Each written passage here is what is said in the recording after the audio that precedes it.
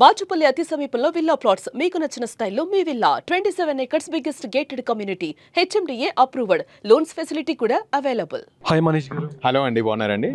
మీరు ఎలా ఉన్నారు? బాగున్నానండి. అంటే ఎలా అనిపిస్తుంది స్టార్టింగ్ వెళ్ళినప్పుడు టాప్ 15 దాకా వెళ్ళారు, బట్ మీరు స్టార్టింగ్లోనే చాలామందిని జడ్జ్ చేశారు, వీళ్ళల్లో ఈ మేజర్ పాయింట్ బాగా హుక్ అయింది అని కూడా చాలామంది చెప్పారు మీరు స్టార్టింగ్లో, షో స్టార్టింగ్. అంటే ఇప్పుడు కామన్ మ్యాన్స్లో ఎంతవరకు సెలబ్రిటీ వాళ్ళ వైపు వెళ్ళిపోయారు ఉన్న కామన్ మ్యాన్స్లో? మీకు ఎవరు యాంటీ అయ్యారు? సారీ, క్వశ్చన్ మళ్ళీ ఒకసారి చెప్తారా మీది? అంటే మీ వరకు ఉన్న కామన్ మ్యాన్స్ ఉన్నారు కదా టీంలో, వాళ్ళు ఎంతవరకు సెలబ్రిటీ వాళ్ళ వైపు కొంతమంది వెళ్ళిపోయారు ఉన్న టీంలో, మీకు ఎవరు యాంటీ అయ్యారు కామన్ మ్యాన్స్లో? కామన్ మ్యాన్స్లో యాంటీయా? కామన్ మ్యాన్స్లో యాంటీ కాదండి. అఫ్కోర్స్ శ్రీజ అండ్ ప్రియా కొంచెం యాంటీ అంటే లైక్ పడట్లేదు మాకు హౌస్లో, అదైతే చాలా ఎవిడెంట్లీ చూసారు అందరు, నేను చెప్పాల్సినది ఏం లేదు. సెలబ్రిటీస్ నుంచి అంటే కొంచెం యాంటీ ఆర్ లైక్ కొంచెం రైవలరీ ఉందంటే నేను సెన్స్ చేసింది రీతు గారికి నాకు స్టార్టింగ్ నుంచి పడలేదు అసలుకి. మరి అఫ్కోర్స్ బర్నీ గారికి నాకు స్టార్టింగ్ నుంచి పడలేదు. నేను ఇంకో ఇద్దరి గురించి సెన్స్ చేశాను, బట్ వాళ్ళతోటి అట్లీస్ట్ మాటలు బాగా నడిచాయి. నేను సుమన్ గారిది ఎక్స్పెక్ట్ చేయలేదు అసలు. సుమన్ గారు నేను చాలా క్లోజ్గా తిరుగుతుంటే సడన్లీ నామినేట్ చేయగానే నేను చాలా షాక్ అయిపోయాను. అరే, ఇట్లాంటి చిన్న అయితే నాకు చెప్తే అయిపోతుండే కదా, ఇంత చిన్న టాపిక్ నామినేషన్ పాయింట్లెస్ అనిపించింది. సో ఇది కామనర్స్లో ఎవరు క్లోజ్ అవుతున్నారంటే రీతుకి వీళ్ళు నలుగురు క్లోజ్. శ్రీజ, ప్రియా, డెమాన్, ఇంకా కళ్యాణ్ క్లోజ్, తనుజ గారికి క్లోజ్ ఉంటారు, ఇమాన్యుల్కి క్లోజ్ ఉంటారు. మిగతా అందరితో క్లోజ్ బాండింగ్ ఎస్టాబ్లిష్ చేసుకోలేకపోతున్నారు వాళ్ళు, అంతే. మనీష్ గారు స్టార్టింగ్లో ఆడినంత గేమ్ తర్వాత అసలు ఎపిసోడ్లో రాలేదని కూడా చాలామంది ఫ్యాన్స్ కామెంట్లు పెడుతున్నారు, దీని మీద? సో ఫస్ట్లీ 2 things అండి.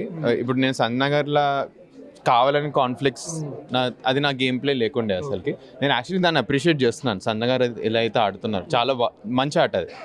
సో నాకు ఫస్ట్లీ చూపించే ఆట తక్కువైపోయింది మొత్తం, ఎందుకంటే నేను ఏం మానిటర్ కాదు, అది ఇది కాదు. టాస్క్లు వస్తే టాస్క్లు ఇచ్చి పడేస్తున్నాను. మీరు ఇప్పటివరకు ఏ టాస్క్ చూసినా ఇది అయిపోయింది.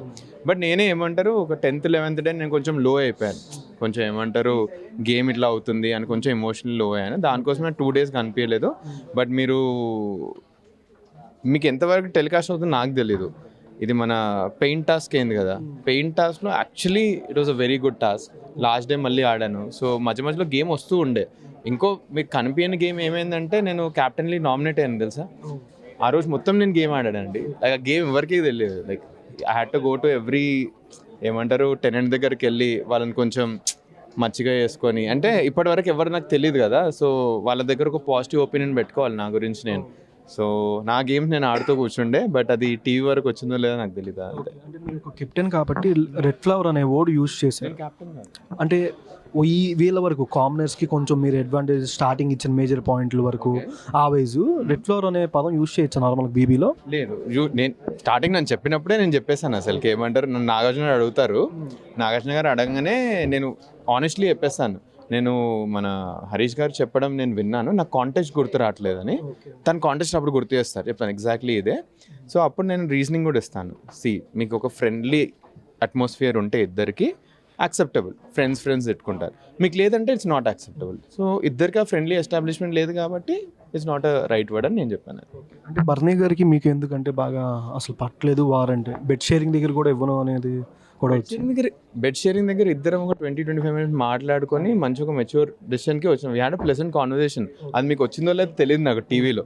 మేము ఏమంటారు, బెడ్ షేరింగ్ ముందు 5 minutes వెళ్తాను, బర్నీ గారు మీరు మాట్లాడాలనుకున్నారా, కలిసి మాట్లాడదామని కూర్చుంటాం. ఒక 20 నిమిషాలు మాట్లాడుకున్నాం, మంచి ఇట్స్ మెచ్యూర్ కాన్వర్సేషన్. ఎంతెందుకు నేను ఏమంటారు, నా ఇది ఎలిమినేషన్ డే రోజు కూడా మీకు టీవీలో వచ్చిందో లేదో నాకు తెలియదు. ఆ రోజు కూడా ఈ టాపిక్ తీస్తాను.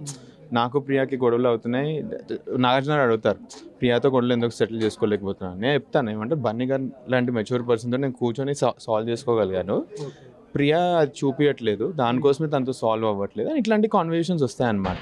సో ఇవన్నీ సెటిల్ అయ్యాయి మాకు. యాక్చువల్లీ మీకు అనిపిస్తుందో లేదో నాకు తెలియదు, అది అంతే. చాలామంది హరీష్ గారిని టార్గెట్ చేస్తున్నారని కూడా వస్తుంది. కామనర్సా? లేదండి, టార్గెట్ కాదు. మీకు ఎట్లా పోట్రీ అవుతుందో తెలీదు. సింపుల్ చెప్పాలండి, కామనర్స్ ఎలా ఆడుతున్నామో తెలుసా, మాకు అనిపించింది మేము పాయింట్అవుట్ చేస్తున్నాం. మేము కనిపిస్తే మేము చెప్పేస్తున్నాం, ఇట్లా ఆగి చెప్పట్లేదు ఎవరు. సో దానికోసమే హరీష్ గారు ఆ రోజు తప్పు అనిపిస్తే చెప్పేస్తున్నారు. కొన్నిసార్లు ఏమంటారు, కొంతమంది సాఫ్ట్ టార్గెట్స్ ఉంటారు, ఈరోజు తప్పు అయితే అరే ఈయనకే ఓట్ అయితే చూద్దామని.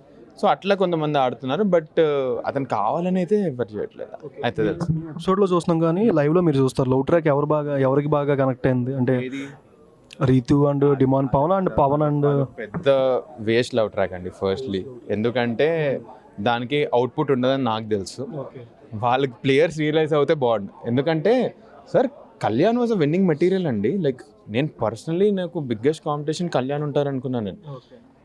మేము ఒక్కటి కాదు, సెలబ్రిటీస్తో మాట్లాడుతున్నాను కదా, అంటే నాకు సపరేట్ చేయట్లేదు ఇక్కడ, బట్ సెలబ్రిటీస్తో మాట్లాడుతున్నప్పుడు వాళ్ళందరూ కళ్యాణ్ ఎత్తున్నారు.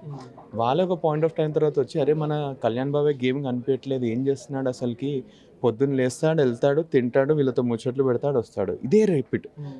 ఇదే గేమ్ డిమాన్ ఆడుతున్నారు. ఇద్దరు సేమ్ గేమ్ ఆడితే జనాలకు బోరే కొడుతుంది కదా.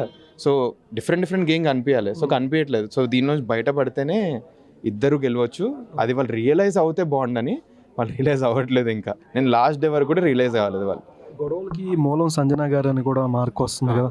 అస్సలకి కాదు, గొడవలకి మూలం సంజన గారు కాదు. గొడవలు ఇల్లు హెల్దీ అట్మాస్ఫియర్ కొంచెం ఎస్టాబ్లిష్ చేయడానికి ట్రై చేసే సంజన గారు. ఇన్ రియాలిటీ గొడవలకి కారణం ఏంటంటే ఇండివిజువల్సే అండి. వాళ్ళే misunderstandings are the biggest reasons.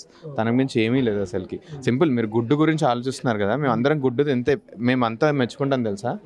తన గుడ్డు దొంగతనం చేయకపోతే అందరి ఎమోషన్స్ బయట పడకపోతుండే. అందరికీ ఒకరి మీద మీరు గుడ్డు సంగతి చూసి సంజన గారి మీద ఎంతమంది అరిచారు, నేను ఒక్కనే అరిచాను. భరణి గారికి ఇంకా మాస్క్ మ్యాన్కి గొడవ అవుద్ది, నాకు రాముకి గొడవ అవుద్ది, ఒక్కొక్కరు ఒక్కొక్క గొడవలు అవుతాయి. గుడ్డు గురించి కాదు, వేరే ఏవో గొడవలు అవుతాయి. సో దానికోసం she played a good game. గొడవలు ఇండివిజువల్ వల్లనే అవుతున్నాయి. విన్నర్ రన్నరా నా ఎక్స్పెక్టేషన్సా ఇమాన్యుల్ గారు విన్నర్ అవుతారని అనుకుంటున్నాను నేను. ఎందుకంటే చాలా బాగా ఆడుతున్నారు. ఆయనకు చాలా పెద్ద సపోర్ట్ ఉంది బయట. అమేజింగ్ ప్లేయర్, లోపల కూడా ఇచ్చి పడేస్తున్నారు. ఈ విన్నర్లో ఇఫ్ హరీష్ గారు ఆల్సో షేర్స్ ద స్టేజ్, నేను కొంచెం హ్యాపీ ఉంటాను. ఒక కామనర్ గెలుస్తారని. అంటే చిన్నగా ఉంటుంది కదా, మనకు కూడా ఒక కామనర్ గెలిస్తే బాగుండని అంతే. వీళ్ళిద్దరిట్లో రన్నర్ ఎవరు ఉన్నా నాకు పర్లేదు నాకు తెలిసి. కానీ బర్నీ గారు కూడా ఉంటారని నాకు అనిపిస్తుంది. ఎందుకంటే బర్నీ గారు చాలా బాగా ఆడుతున్నారు. ఆ గేమ్ మీకు కనిపించట్లేదు అంతే. బట్ ఈ ముగ్గురు ఇట్లోనే విన్నర్స్ రన్నర్స్ ఉంటారని నేను అనుకో. వైల్డ్ కార్డ్ వస్తే నాకు తెలియదు అంతే. సో మచ్ మిమ్మల్ని మళ్ళీ చూడాలనుకుంటున్నాను. నేను వెయిట్ చేస్తాను. Thank you. Super happy. Thank you so నేను విన్నర్లో ఉండాలని నేను అనుకుంటాను.